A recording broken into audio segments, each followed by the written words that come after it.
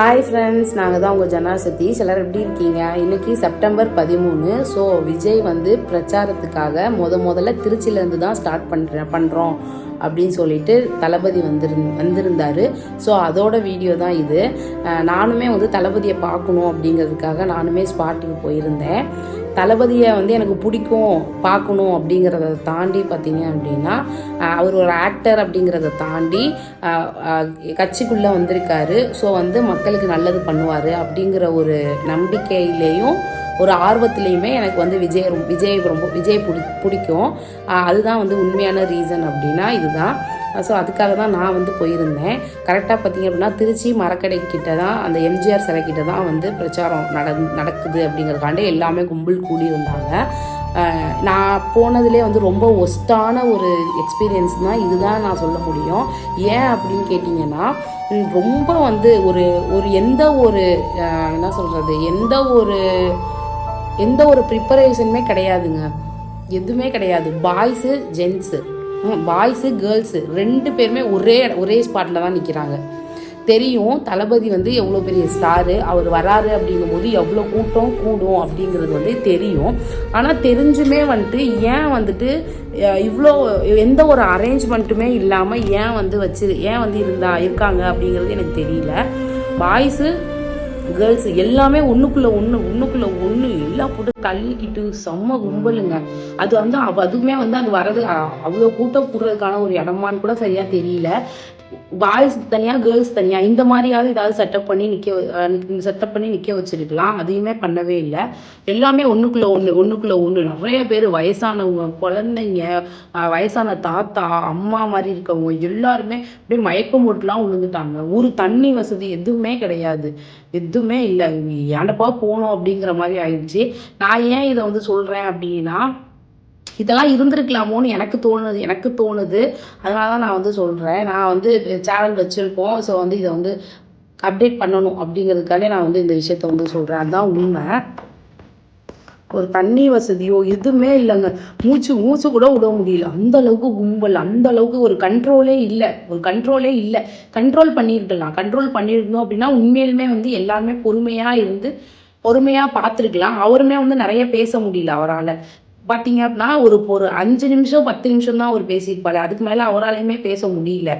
அவரே மைக்கு கொடுத்துட்டாரு. ஏன்னா அவ்வளோ கும்பல், அவர் பேசுறதை கூட கேட்க முடியாத அளவுக்கு கும்பல் கத்துறாங்க. எல்லாம் ரொம்ப ரொம்ப ஏண்டப்பா போனோம் அப்படின்ற மாதிரி ஆயிடுச்சு. உள்ளே போயிட்டு முடியுது சரி கிளம்பலாம் அப்படின்னு வெளியே போகிறது கூட வழி கிடையாது. எல்லா பக்கட்டும் நின்றுக்கிட்டு அடிச்சுக்கிட்டு கத்திக்கிட்டு, சத்தியமாக சொல்கிறேங்க, நான்லாம் மயக்கம் போட்டே விழுந்து பக்கத்தில் உள்ளவங்க கூட்டிகிட்டு வந்து வெளியே விடுறாங்க. அந்த அளவுக்கு கூட்டம், அந்த அளவுக்கு ஒரு ஒரு ஒரு ரொம்ப ஒஸ்ட்டுன்னு கூட சொல்லலாம். ஏன் வந்து ஒரு ப்ரிப்பேர் பண்ணியிருந்துருக்கலாமே. பாய்ஸ் தனியாக கேர்ள்ஸ் தனியாக போகிறதுக்கு வெளியே பார்த்துட்டாங்களா, திரும்பி வெளியே போகிறதுக்கு ஒரு வழி அப்படி சொல்லி ஏதோ ஒன்று செட்டப் பண்ணி வச்சுருந்துருக்கலாம். ஆனால் அதை அவங்க பண்ணவே இல்லை. அதுதான் உண்மை. நான்லாம் பார்க்கவே இல்லை தளபதி இவ்வளோ தூரம் போயிட்டு. சத்தியமாக நான் பார்க்கவே முடியல. அது மட்டுமே வந்து தளபதியுமே பார்த்தீங்க அப்படின்னா அப்டேட்டில் என்ன இருந்தது, 10 மணி இல்லை 10:30 மணிக்கு வர மாதிரி அப்டேட்டில் இருந்தது. ஆனால் பார்த்தீங்கன்னா அவர் வந்தது 3 மணி. கரெக்டாக அந்த எம்ஜிஆர் சிலைக்கிட்ட வேன் உள்ளே வந்தது பார்த்தீங்க அப்படின்னா 3 மணிங்க. எல்லாமே விடிய காத்தலில் இருந்தெல்லாம் எல்லாரும் உட்காந்து மயக்கம் போட்டு, தண்ணி இல்லாமல் மயக்கம் போட்டு விழுந்துட்டாங்க. 3 மணி அடிக்கிற வெயிலுக்கு ஒருத்தர் கூட இடத்த விட்டு நகரவே இல்லை. எல்லாருமே நின்ன இடத்துல தள்ளிக்கிட்டு மோதிக்கிட்டு அப்படியே தான் இருந்தாங்களே தவிர ஒருத்தர் கூட நகரவே இல்லைங்க. ஆனால் இதெல்லாம் உண்மையுமே பெரிய விஷயம். இது வந்துட்டு என்னன்னா, ஏன்னா என்ன சொல்கிறது, நம்ம வந்து இப்போ கட்சியிலே யாரோ ஒரு பெரிய ஆளுங்க வராங்க அப்படின்னா வந்துட்டு காசு கொடுத்து நம்ம கூட்டிகிட்டு கும்பலை சேர்ப்போம்.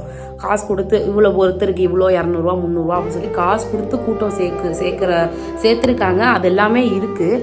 ஆனால் பார்த்தீங்க அப்படின்னா எந்த ஒரு எதிர்பார்ப்புமே இல்லாமல் அவ்வளோ கும்பல் காலையிலேருந்து தளபதி கூட கிளம்பியிருப்பார் போல். அப்படி தொண்டர்கள் கிளம்பல. அவ்வளோ கும்பல், அவ்வளோ பேர் நின்று தளபதியை பார்க்கணும் அப்படிங்கிறாங்க. எந்த ஒரு எதிர்பார்ப்புமே இல்லாமல் மக்கள் எல்லாமே வந்திருந்தாங்க, வெயிட் பண்ணி பார்த்துருந்தாங்க. அதெல்லாம் வந்து உண்மையிலுமே ரொம்ப பெரிய விஷயம். ஆனால் வந்து உண்மையிலுமே ரொம்ப ரொம்ப பெரிய விஷயம். ஆனால் என்னன்னா, இது இந்த விஷயம் தான் எனக்கு பிடிக்காததுன்னு சொல்லணும்னா, பர்சனலாக இதுதான் எனக்கு வந்து பிடிக்கல. கொஞ்சம் கண்ட்ரோலாக இருந்திருக்கலாம், கண்ட்ரோல் பண்ணியிருக்கலாம். ஆனால் எந்த கண்ட்ரோலுமே இல்லை. அதுதான் வந்து இதை வந்து நான் அவங்ககிட்ட ஷேர் பண்ணணும்னு தோணுச்சு. இன்னொரு விஷயம் என்னென்னா, தளபதியை வந்து ஒரு ஆக்டராக இருந்து எனக்கு பிடிக்கும் அப்படிங்கிறதெல்லாம் எதுவுமே கிடையவே கிடையாது. தளபதியை வந்து ஒரு கட்சிக்குள்ளே வந்திருக்காரு, ஸோ வந்து மக்களுக்கு நல்லது பண்ணுவார் அப்படிங்கிற முறையில், அப்படிங்கிற ஒரு எண்ணத்தில் எனக்கு தளபதியை வந்து பிடிக்கும். அதனால தான் நான் பார்க்க போனேன்.